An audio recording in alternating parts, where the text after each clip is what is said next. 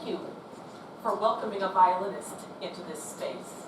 Your time is greatly appreciated. Here is a defining question for an artist. Is it what we say or when we say it? Musicians self-describe in as many ways as there are styles of music. One of the most obvious and ironically least used descriptions is the title of Timekeeper. In my talk, I explore how this label is historically relevant, apt in contemporary moments, and why I, as a violinist, make this moniker my own. Oh, musicians, the sound mavens of the tonal human world, creative, noisy, willfully silent, and firmly of their own time. I am happy to consider myself one of many. The public world tends to focus on what sounds we make and the how, why, and where we choose to create them. I want to talk about the when. Once upon a time, a performer on stage cheekily and succinctly asked the concert audience, "Did you believe in life after birth?" Confusing in the past tense, the question was followed by a silent moment of reflection and then adult giggles. In all earnestness, it is necessary to point out, as did the performer, that this question only makes beforehand sense, exposing the absurdity of any human attempt to choose a place on the lifeline of history. History has a soundtrack, and soundtracks can be chosen. 1984 was an exciting year for TV broadcasting and the Olympics, and for me, because I, along with the rest of the television planet, heard the premiere of John Williams' Olympic fanfare and theme. I love the piece and the memories it evokes so much that I always get goosebumps. History is a great organizer. What about the 1958 generation that heard Leo Arno's Bugler's Dream for the first time, the brass fanfare upon which the Williams is built? That generation's soundtrack must connect them to something entirely different from the Olympics. It was only in 1964 that Bugler's Dream became the Olympic theme song. If the 1960s had been my childhood, would I have been connected to the Olympic Games with the same emotional intensity? I do wonder. Depending upon how one uses one's viewing lens, music's impact can be understood as a giant historical event with massive cultural significance, or a micro-expression that only affects a thing in the time it was meant to. Time will tell. While bowstringed instruments have existed since ancient times, the violin, as we recognize it today, has remained basically in the same physical form since the early 16th century. 500 years of relative stability speak to its codependence with the human condition. What defines this long-standing attachment really? Is it judgment as the ideal musical instrument? Is it a violin's ability to bring voice to current events and concurrent expression? Does humanity force the instrument to substitute when voices fail? Over centuries, human physical capabilities have been tested on the violin with no limit in sight. Of course, its longevity could merely reflect a pleasant way for the eyes and ears to pass the time. According to the Oxford English Dictionary, a timekeeper is a device or instrument for registering the passage of time. A timepiece. Music. A person who or thing which beats time or maintains a steady beat. A conductor. A metronome.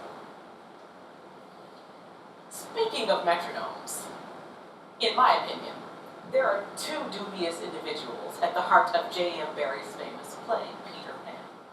One absconds with all the children in the middle of the night, and the other, Captain Hook, cannot escape a crocodile that has swallowed a still functioning timepiece. Which character do you think I identify with? In my formative years, I spent hundreds of hours practicing scales and etudes with the metronome set to 60 beats per minute.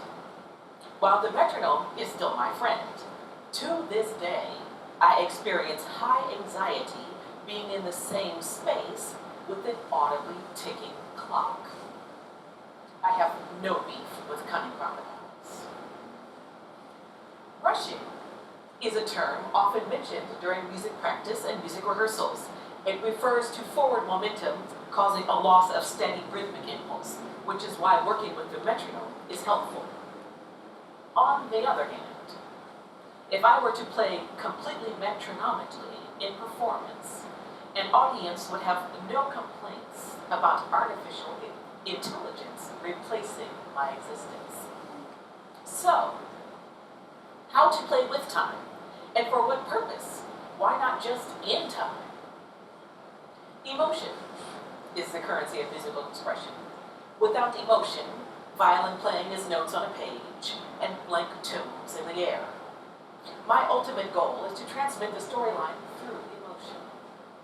I have various tools at my disposal: volume control, articulation specificity, intonation choices, and clarity of contrapuntal line. Rubato is another tool, and is one of my favorite musical designations, an Italian word that in English translates to stolen. In musical terms, to quote the Oxford English Dictionary again, rubato is defined as played, or directed to be played, with a temporary disregard for strict tempo to allow an expressive quickening or slowing, typically without altering the overall pace. In practical terms, if I steal time by slowing the music, I must give time back by speeding to meet the clock when it strikes 12. Knowing when to take advantage of this bending of tempo is a matter of opinion. But in my experience, it is also, more importantly, a matter of intuition.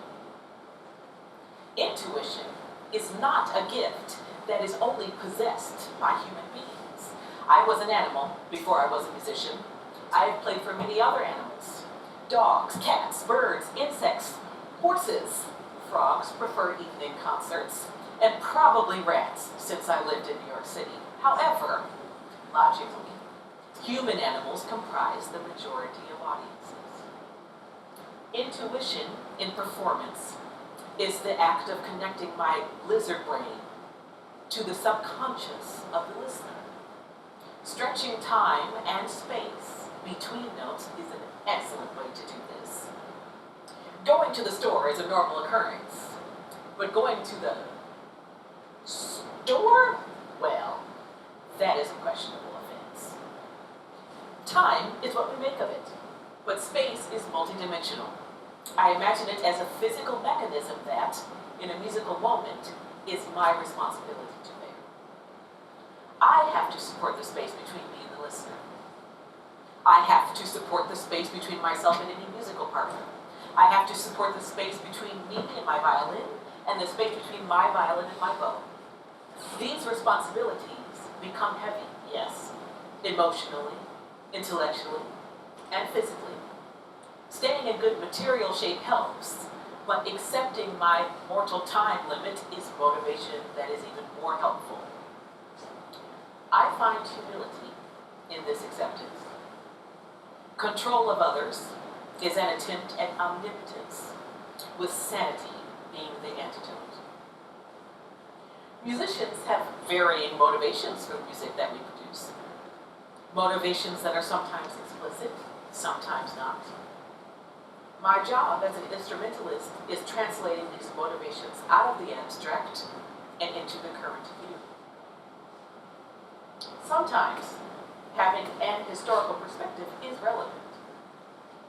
Other times, attempting to exist in the future and to create a sound that fits solely in a singular moment is more appropriate. Either way, Having my finger on the inexorable pulse of life is the only